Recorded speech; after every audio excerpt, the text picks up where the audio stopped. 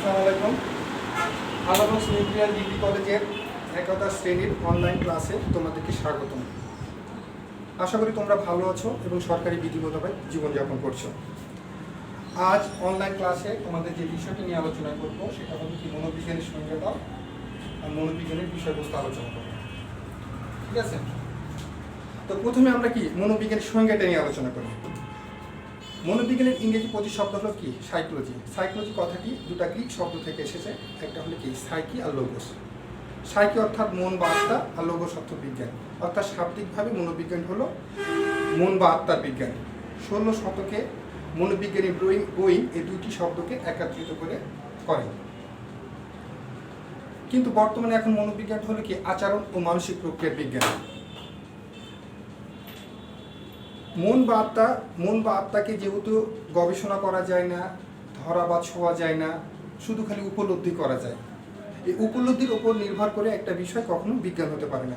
একটা জিনিস যদি বিজ্ঞান হতে হয় তাহলে সেটা হতে হবে কি পর্যবেক্ষণযোগ্য হতে হবে, পরিমাপযোগ্য হতে হবে।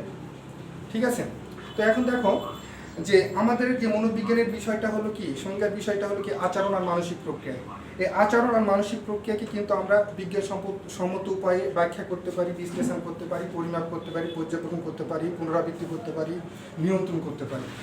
ঠিক আছে, এই জন্য এখন কি মনোবিজ্ঞানটা হলো আচরণ ও মানসিক প্রক্রিয়া বিজ্ঞান। তো এর মনোবিজ্ঞান যেহেতু আচরণ আর মানসিক প্রক্রিয়ার বিজ্ঞান, এ সম্পর্কে বিভিন্ন বিজ্ঞানী বিভিন্নভাবে সংজ্ঞা দিয়েছেন। মনোবিজ্ঞানী অ্যারিস্টটলের মতে মনোবিজ্ঞানটা হলো কি আত্মার বিজ্ঞান। আবার মনোবিজ্ঞানী উন্ডের মতে মনোবিজ্ঞান হলো কি চেতনার বিজ্ঞান। মনোবিজ্ঞানী অর্সনের মতে মনোবিজ্ঞানটা হলো কি আচরণের বিজ্ঞান। ক্রাইডার ও তার সহযোগীদের মতে মনোবিজ্ঞানটা হলো কি আচরণ ও মানসিক প্রক্রিয়ার বিজ্ঞান। অতএব আমরা বলতে পারি মনোবিজ্ঞানটা হলো কি আচরণ ও মানসিক প্রক্রিয়ার বিজ্ঞানসম্মত অনুধান। তো মনোবিজ্ঞানের বিষয়বস্তুটা এখন আমরা আলোচনা করব। আমরা সংজ্ঞা থেকে মনোবিজ্ঞানের বিষয়বস্তুটা ব্যাখ্যা করতে পারি। আমরা সংজ্ঞাতে দেখলাম যে মনোবিজ্ঞানটা হলো কি আচরণ আর মানসিক প্রক্রিয়ার বিজ্ঞান। অতএব আমরা মনোবিজ্ঞানের বিষয়বস্তুতে আচরণ আর মানসিক প্রক্রিয়া ব্যাখ্যা বিশ্লেষণ করব। তো প্রথমে আসে কি আমাদের কিন্তু কি আচরণ। তো আচরণটা কি মানুষ বা প্রাণী যা কিছু করে সেটাই কিন্তু আচরণ। অর্থাৎ একটা আমরা এইভাবে বলতে পারি যখন একটা উদ্দীপক ইন্দ্রিয়কে আঘাত করবে, আঘাত করার পর মস্তিষ্কে যাবে, মস্তিষ্কে যাওয়ার পর প্রাণী যে একটা সাড়া দিবে বা প্রতিক্রিয়া করবে সেটা হলো কিন্তু কি আচরণ। এই আচরণটাকে পরিমাপ করা যায়, পর্যবেক্ষণ করা যায়।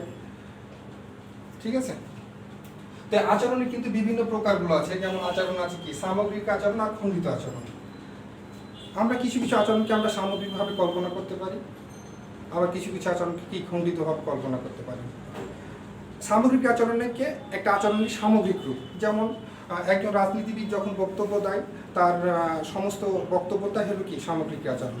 আর বক্তব্যের মাঝে যে হাত পা চোখ নাড়ায় সেগুলো হলো কি খণ্ডিত আচরণ। তারপর একটা পয়েন্ট আছে কি আমাদের ঐচ্ছিক আচরণ আর অনৈচ্ছিক আচরণ। আমরা এখানে পয়েন্টের আকারে বলতে পারি যে ঐচ্ছিক আচরণ কোনগুলো, যে আচরণটা কি মানুষের ইচ্ছার উপর নির্ভর করবে সেটা হলো কি ঐচ্ছিক আচরণ, আর যে আচরণটা মানুষের ইচ্ছার উপর নির্ভর করবে না সেটা হলো কি অনৈচ্ছিক আচরণ। যেমন কোন আচরণগুলো আমাদের ইচ্ছার উপর নির্ভর করে, যেমন কি হাঁটা, চলাফেরা করা, চোখের পাতা নড়ানো, এগুলো ঠিক আছে অনৈচ্ছিক আচরণ। যে আচরণগুলো কি আমাদের কিন্তু ইচ্ছার কোনো হাত থাকে না, এগুলো আমাদের শরীরের অভ্যন্তরে অটোমেটিকভাবে চলতে থাকে, যেমন হৃৎপিণ্ডের ক্রিয়া, শ্বাস প্রশ্বাসের ক্রিয়া ইত্যাদি। তারপর আছে কি বাহ্যিক আচরণ আর অভ্যন্তরীণ আচরণ। বাহ্যিক আচরণ বলতে আমরা যে আচরণগুলো বাইরে থেকে দেখা যাবে সেগুলো হলো কি বাহ্যিক আচরণ, যেমন কথাবার্তা বলা, চলাফেরা করা, এগুলো। অভ্যন্তরীণ আচরণ যে আচরণগুলোকে আমাদের ভিতরে ঘটে সেগুলো হলো কি অভ্যন্তরীণ আচরণ, যেমন স্বপ্ন, চিন্তা ভাবনা, কল্পনা, সংবেদন, শিক্ষণ, স্মৃতি, এগুলো হলো কি আমাদের কিন্তু অভ্যন্তরীণ আচরণ।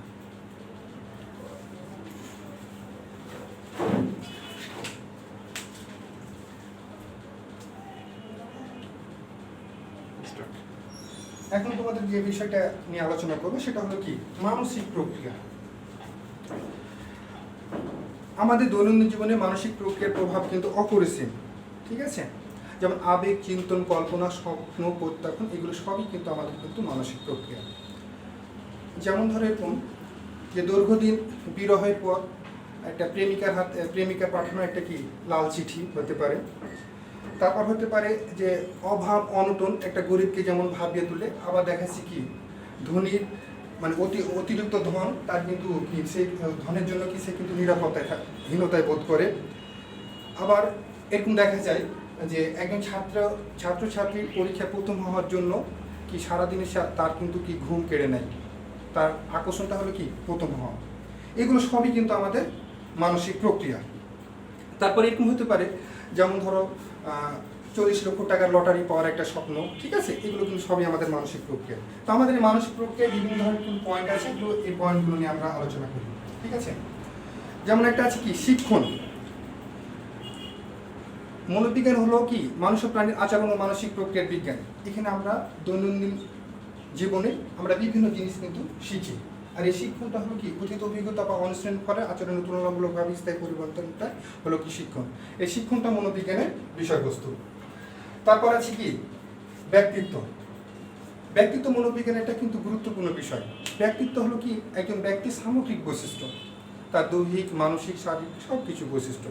তো এই ব্যক্তিত্ব মনোবিজ্ঞানের বিষয়বস্তু। তারপর আছে কি বুদ্ধি। বুদ্ধিটা হলো কি আমরা এই বুদ্ধিটার সাথে আমরা সবাই কম বেশি পরিচিত। বুদ্ধি হলো কি বিভিন্ন অবস্থায় একজন ব্যক্তির অ্যাডজাস্ট হওয়া বা মোকাবিলা করার ক্ষমতাটা হলো কি বুদ্ধি। তো এই বুদ্ধিটাও মনোবিজ্ঞানের কিন্তু বিষয়বস্তু। তারপর আছে কি স্মৃতি বিস্মৃতি। স্মৃতিটা তো তোমরা বুঝতে পারছো, সেটা হলো কি আমরা কোনো কিছু মনে রাখাটা হলো কি স্মৃতি, আর কোনো কিছু ভুলে যাওয়াটা হলো কি আমাদের বিস্মৃতি।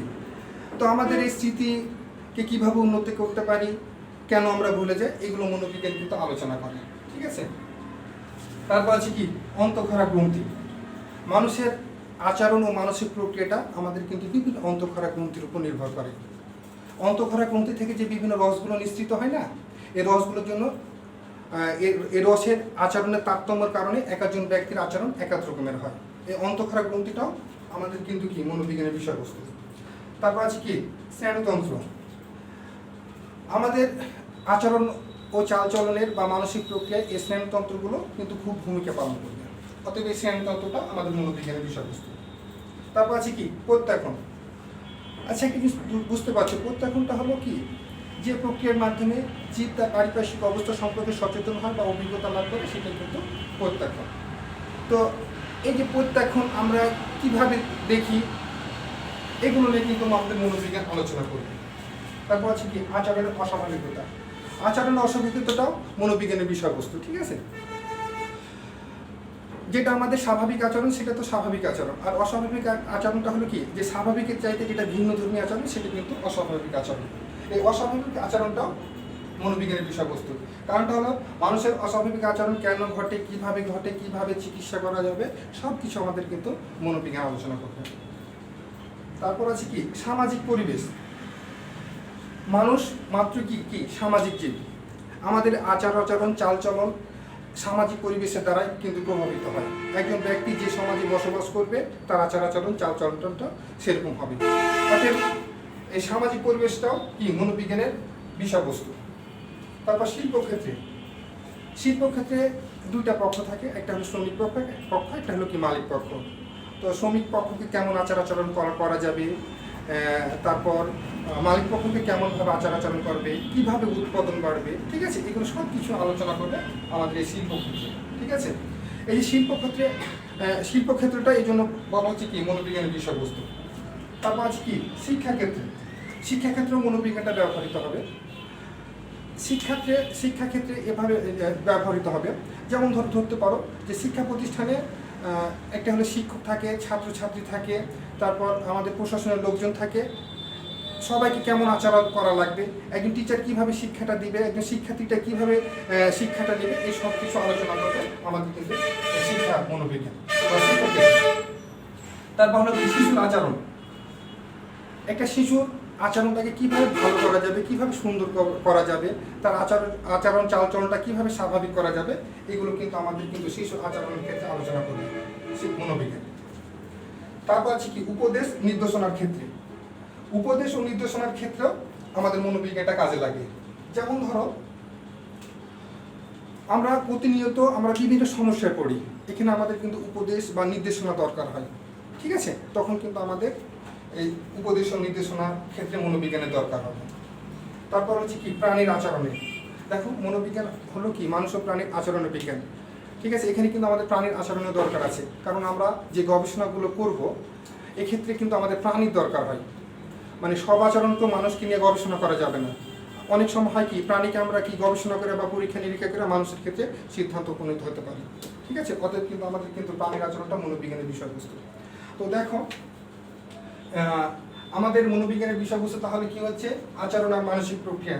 আমরা আচরণটা ভালোভাবে আলোচনা করব, তারপর মানসিক প্রক্রিয়াগুলো আলোচনা করব। এই দুটো আলোচনা করলে আমাদের মনোবিজ্ঞানের বিষয়বস্তুটা আলোচনাটা সুন্দর হয়ে যাবে। আশা করি তোমরা আমার বক্তব্যগুলো ভালোভাবে বুঝতে পেরেছো। সামনে ক্লাসে আর অন্য কোনো টপিকস নিয়ে আলোচনা করব, ঠিক আছে? আল্লাহ হাফিজ।